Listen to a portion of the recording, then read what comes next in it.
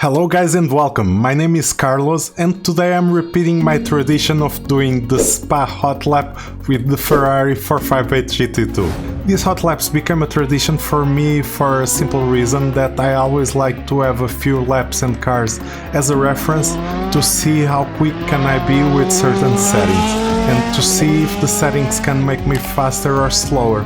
Every time I'm changing something regarding my setup, I come back to a few tracks and cars with certain hot laps to have a reference if I'm improving my pace or not, or just keeping the pace, and to be sure that I'm sitting in a nice position and that in this position I have good control of the car and I can do good trail braking, stuff like that.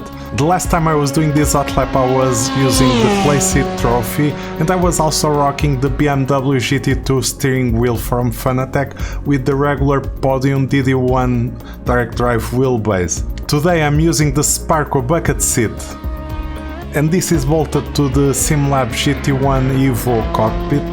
At the same time I'm also using a different steering wheel, the Formula F1 steering wheel from Fanatec, which is a limited edition in blue Alcantara that comes with the blue DD1, Podium DD1, so this is from the F1 eSports bundle. And so because of that, the steering wheel is quite different actually. It is only 270mm, this wheel, compared to the other steering wheel that was round and was 320mm. And this huge difference of 50mm changed a lot the feel of the force feedback. I was actually forced to reduce the forces because with the smaller steering wheel, the leverage is so different that the force feedback is much more overpowering to me now. At the same time, it feels like I can feel a lot more on the force feedback, so I ended up adding just a tiny bit of filtering for some small noises that can happen in the force feedback. I enjoy having a very raw force feedback experience, so usually I like to have very aggressive settings and very loose settings sometimes. And I always save my settings, I always share my settings with you guys here on the channel, so these settings that I will be sharing, I'm always trying to share settings focused on just pure speed, and that's the thing. For me, the force feedback has to give me the information and the feelings that I want so that I can counter steer quickly and that I can counter steer in the extreme moments that might need some very quick counter steering, but at the same time I always want to have as much control as I can as possible with the car, and that is why I'm sharing these settings with you guys. I hope you guys enjoyed the video and let's see the hot laps. I think I was just changing something in the setup. I'm going to improvise this. And this hot lap, it was very similar to the hot lap I've done before. If you want, you can check out those guides. Here I'm just talking a little bit more than usual over the lap, but I will leave some other versions with the replay and telemetry of this lap in the end of the video. Here I was braking very aggressively and I was even trail braking a little bit, maybe even too much. I think I should have been able to do that corner without that much trail braking, and I could have done that a little bit faster there. At the same time here on Eau Rouge, I didn't even touch the curve on the right. I tried to go as straight as I can and I was able to go with the smoothest line possible. I think that Eau Rouge is always about going with a very smooth line, and now I'm using the track to its fullest, almost on the limit. I'm touching both curves here, not overstepping on them, but always trying to be as aggressive with the track limits and always very aggressive on throttle. Here you'll see some very aggressive downshifting braking, a little trail braking, but I'm already on throttle. I might not be on full throttle, half throttle. Again, on the next corner, I try to keep the momentum up. It's always about braking as little as you can get away with. Here, a dab on the brakes, slight trail, but accelerate as soon as possible, and always brake the least amount possible to keep the car in the ideal line. So if I could get away with braking a little bit less, I think that would be the ideal to improve this lap time. and just coasting that tiny little bit more around some of these corners. Here I almost botched it. I think I could have carried a tiny bit more speed there if I didn't step as heavy on the curb, but at the same time I was trying to go for that wide line.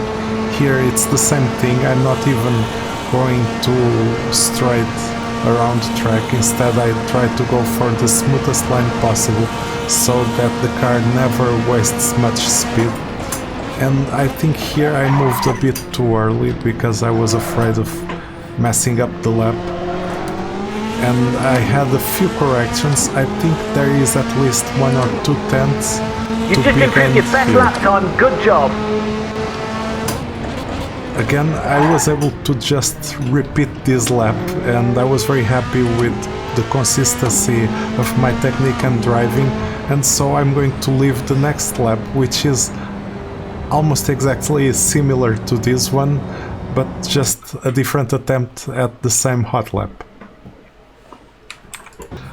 So this is going to be my second hot lap attempt. I start with an aggressive move into the curbs on the entry of the chicane so that I can get as much speed as possible with the widest lines for the start-finish straight. Now at the end of this straight we want to brake mostly in a straight line, but I also end up trailing just a tiny bit and releasing the brakes. I was with a little bit too much speed and the front tires understeered just a tiny bit. So maybe this time, even though I was releasing the brakes more as I wanted, the speed on that section could have been a little bit better. Over Eau Rouge, the technique is always the same.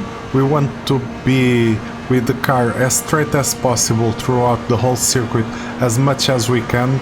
The least we turn, the more speed we can take.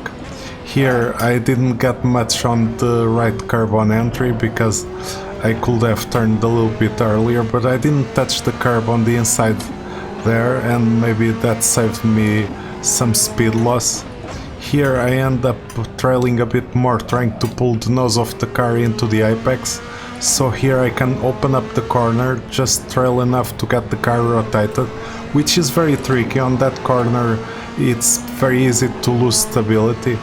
Here we just dab on the brakes and keep pushing. As soon as you have the apex, you need to accelerate as soon as possible and use the downforce for your advantage.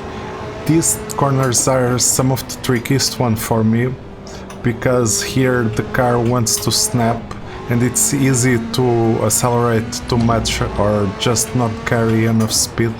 A big correction in this section as well, so there are some things that could still be improved.